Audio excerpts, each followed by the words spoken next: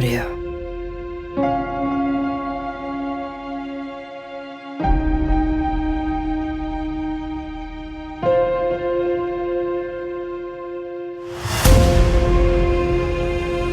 In audio.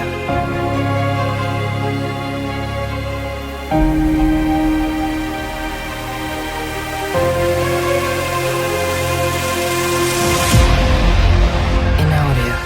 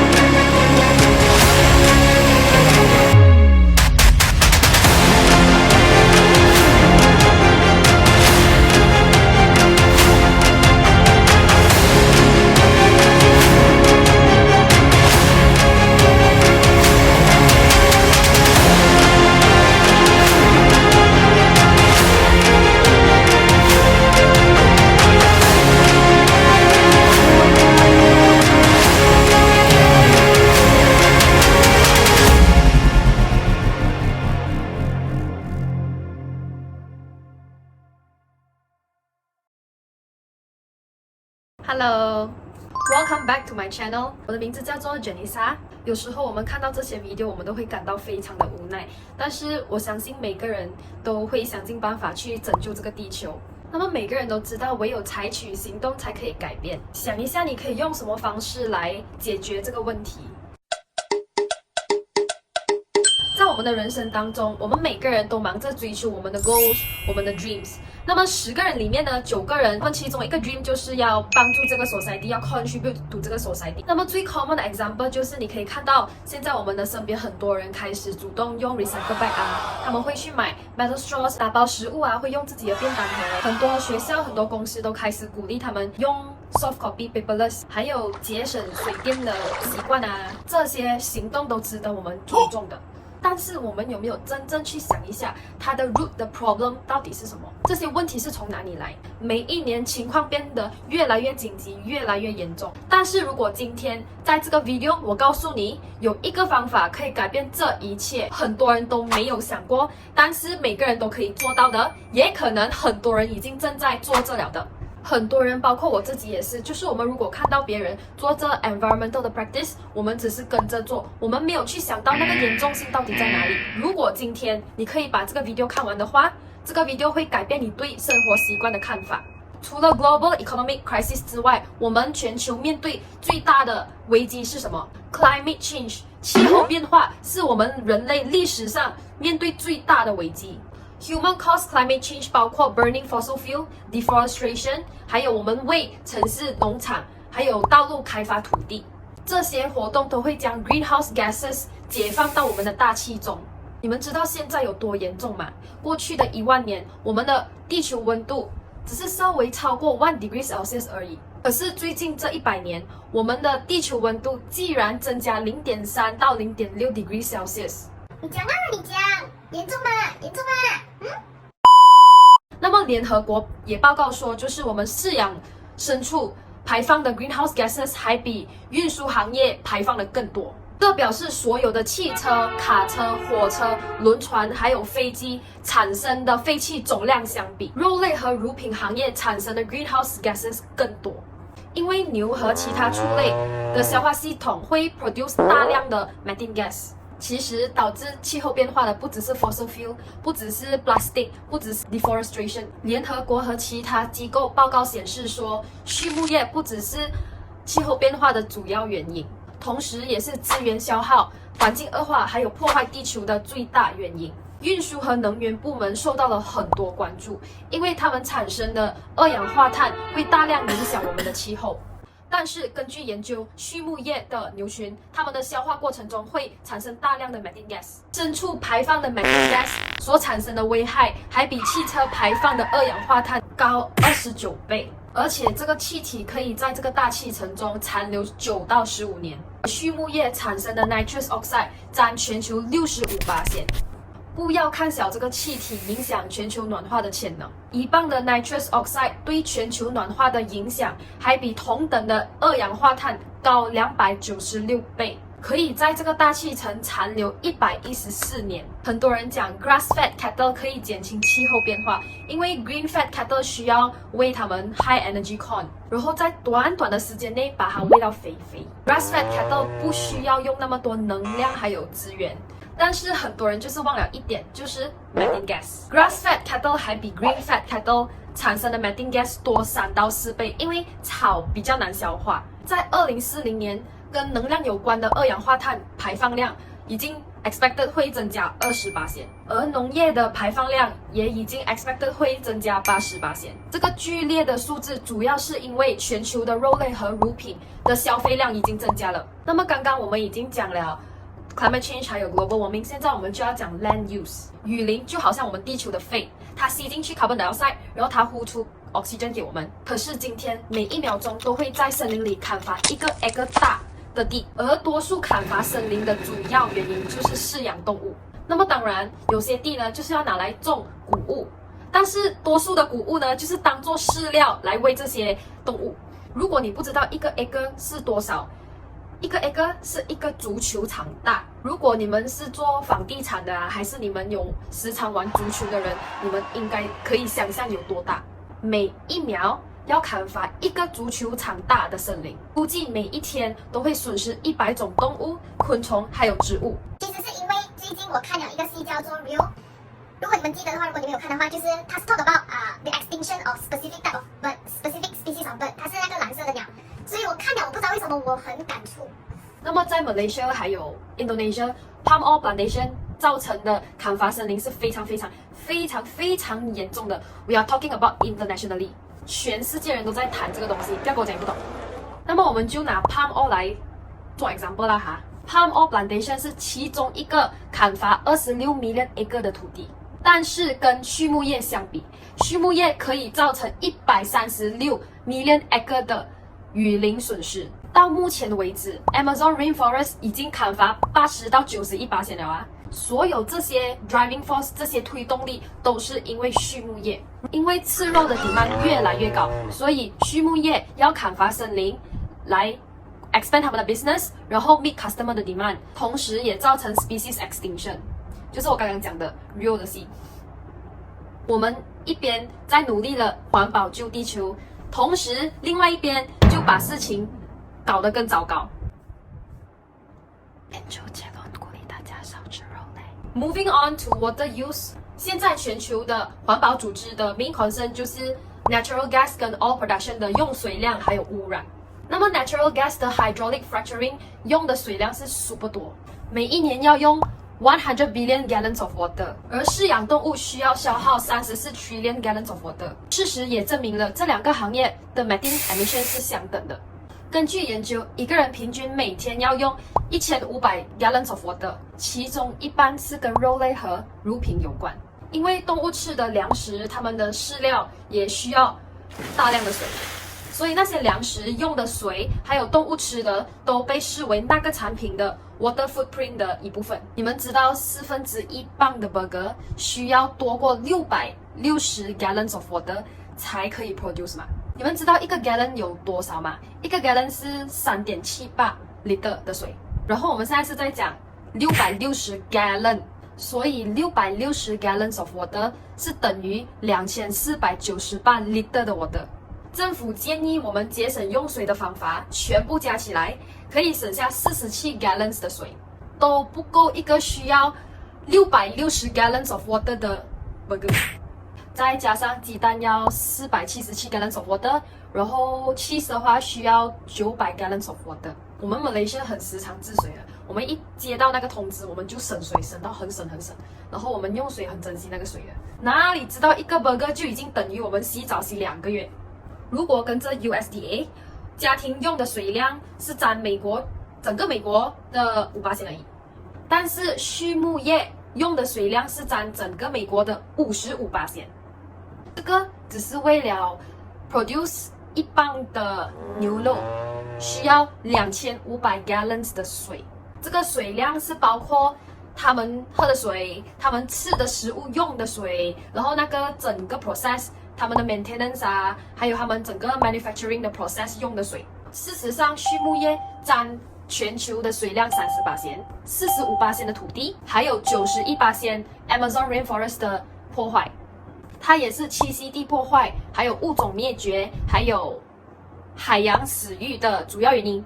为了吃，除了饲养还有杀70 billion 的动物之外，我们还没有算 ocean 嘞。联合国和 FAO 都报告说，因为过度捕捞，全世界87% 的渔业都被 fully exploited 或者是 overexploited。记得看 Netflix 的 Seaspiracy， 看了给我知道你们的想法。还有就是全球联合国报告说，1/4的渔业的情况是 fully exploited、overexploited 或者是 significantly depleted。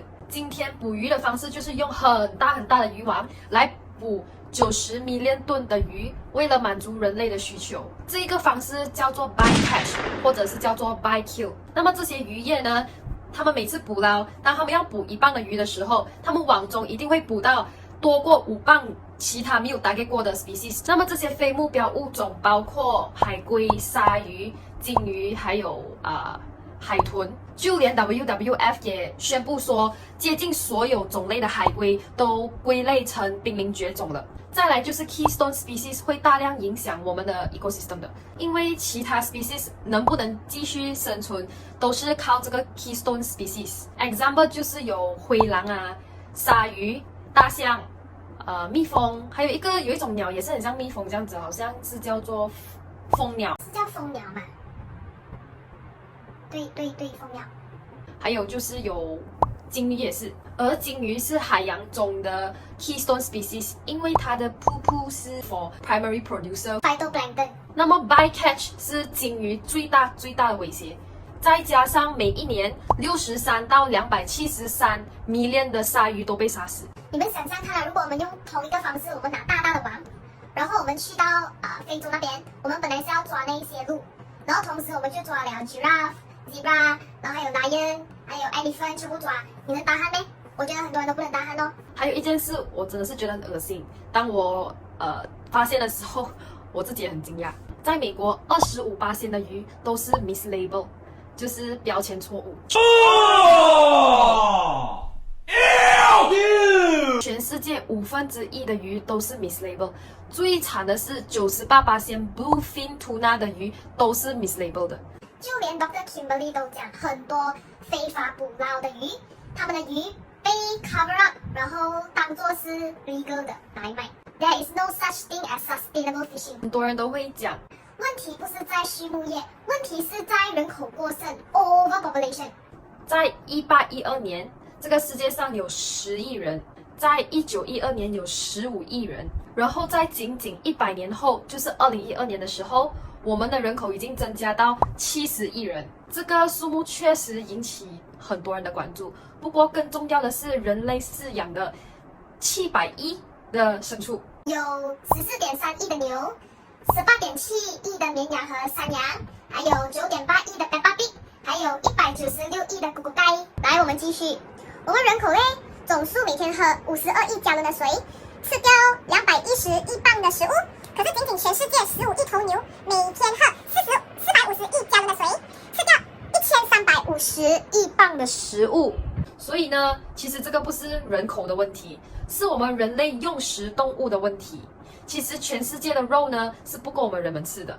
我们每天有10亿人都在挨饿，但是我们全球的谷物啊，那些粮食啊，50% 都拿来喂这些动物吃。世界上有82% 来自不同国家挨饿的小孩，而这些食物呢，都拿来给这个牲畜系统的动物吃。说完，他们就大量的喂他们吃，然后他们就吃到爽爽，然后他们就喂到爽爽。那么这位 Michael Pollan 呢，他是一位在美国很出名的 journalist， 他现在也是一位博士，在 UC Berkeley 教 Science and Environment 的 journalism。所以他也很鼓励大家减少吃肉。我们不要说吃素，我们来说减少吃肉。那么减少吃肉呢，可以帮助这个地球，拯救这个地球，可以帮助环保，可以减少资源消耗，然后可以 promote compassion towards the animal， 就是减少动物的伤害。我们已经没有足够的资源来生产这些肉，所以我们以后将来我们也要减少吃肉。如果我们要养活一个纯素食者的人呢，我们只需要1/6 acre 的土地。那么如果我们要养活一个蛋奶素食者呢，我们需要3倍的土地。如果是一个普通肉食者呢，我们需要18倍的土地。这是因为呢，1.5 acre 的土地可以 produce 差不多37000磅的蔬菜，但是在同一块地呢，我们只能生产375磅的肉。这个还比我们家里换 solar panels， 还有我们换 hybrid 汽车省下更多，减少更多 carbon dioxide。如果我们换 solar power 呢，我们可以省下1.4吨的 carbon dioxide。那么如果换 hybrid 车呢，可以省下1.78吨的 carbon dioxide。但是更好的就是我们如果换 electric car 可以省下更多，就是2.5吨的 carbon dioxide， 但是不是每个人都可以买得起。如果全部加起来，我们每天可以省下超过1100加仑的水，45磅的谷物，30平方英尺的土地，就是等于10磅的carbon dioxide，然后救了一条生命的动物，一只动物的生命。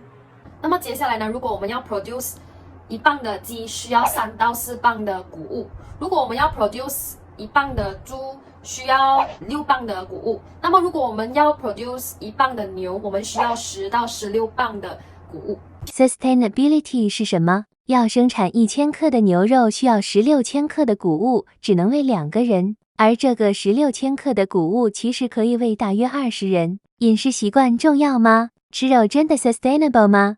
其实 renewable energy infra 呢是非常非常好的 idea， 就很像那些 wind generator， 这些是非常棒的 idea。但是这些呢，我们需要等20年的时间来发展，而且要用18 trillion 美金才可以做到，而且不是每个国家都可以afford 得到。那么另外一种解决这个气候变化的方法呢，就是减少吃肉，不用等20年，也不用花18 trillion 美金，你可以现在马上做，是最 sustainable 最快可以做到，然后每个人都可以做到的。气候变化 global warming 这些呢，他们最大的主要原因就是它的 root 那个 problem 就是来自畜牧业 animal agriculture。那么如果我们继续吃下去，砍伐森林是不会停，他们是不会停的，捕捞这些 barbecue 他们是不会停的，砍伐森林是不会停的。我们继续吃下去，就是在鼓励这些商业继续做，继续杀这些动物，因为他们要 meet customer 的 demand。如果我们继续这样子下去的话呢，我们是拯救不了这个地球，因为它的 main problem， 它的 root， 它的 problem 是来自畜牧业。meat 的 demand 呢是非常高，因为全世界都在吃，他们人类都很喜欢吃肉，因为好吃嘛，所以他们的 production 是非常大，然后他们的 profit 是非常高，所以他们的 decision making， 他们的 power on decision making 他们每一举每一动影响这个 economic， 影响这个世界，影响这个 business world 是非常大的。其实现在市场上很多科学家、很多企业家推出 plant-based meat， 很多人鼓励他们把这些 plant-based meat 代替这些肉。其实现在吃素已经变成一个 trend， 现在连 KFC 已经推出 Zero Chicken Burger， 还有 Kyochon 有 Meatless Wrap， 还有 Superfood 有 Beyond Meat，KGB 也是有veggie 的 burger， 很多地方都有。其实外国呢，even 台湾还有香港他们 Omni Meat 很出名。现在马来西亚也开始发展，很多地方就是开始鼓励吃素，就连Nestle 他们的 Milo 还有Nescafe 现在最近也出了 dairy free 的 milk， 很多地方已经有这些 vegan option， 很多这些 alternatives。我对吃素非常有信心。其实我看到我身边很多朋友，就连Instagram 很多网红都开始 practice 吃pescatarian， 就是他们还是有吃鱼，有吃鸡蛋和牛奶，但是他们已经没有吃肉了，因为他们知道减少吃肉的好处是什么。这是一个非常好的开始。那么我本身是非常鼓励我的家人朋友呢减少吃肉，而不是你吃素不可以吃肉没有，这个是要时间慢慢 develop 慢慢 practice 的东西。其实在这个市场上，虽然 plant-based meat 发展的非常快，同时肉那一方面呢，他们也是非常有创意，推出的那些新的菜非常的美味，所以那边是有很多 desire 的。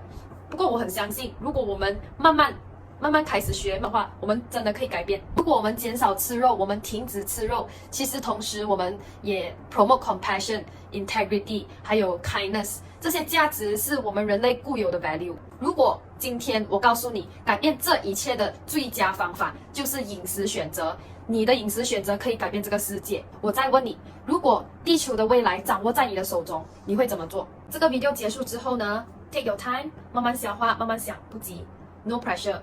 其实这个饮食习惯可能对很多人来讲是一个非常大的改变，是需要时间来慢慢培养的，不是讲今天要做就一定做到的，没有这样子的事情。因为我有经验过，以前有吃鸡蛋和牛奶的，我要只是单单改鸡蛋和牛奶已经是很辛苦，甚至是肉，所以我很明白，我可以明白的。我们每个人都想要contribute 一点 to the society， 对吗？所以这个饮食习惯是非常好的开始，它是一个免费的，你不用浪费时间、浪费力气去做，只是需要sacrifice 你那一餐，可能你那一口，你就可以救一条生命，你可以 save 很多 water 很多 resources。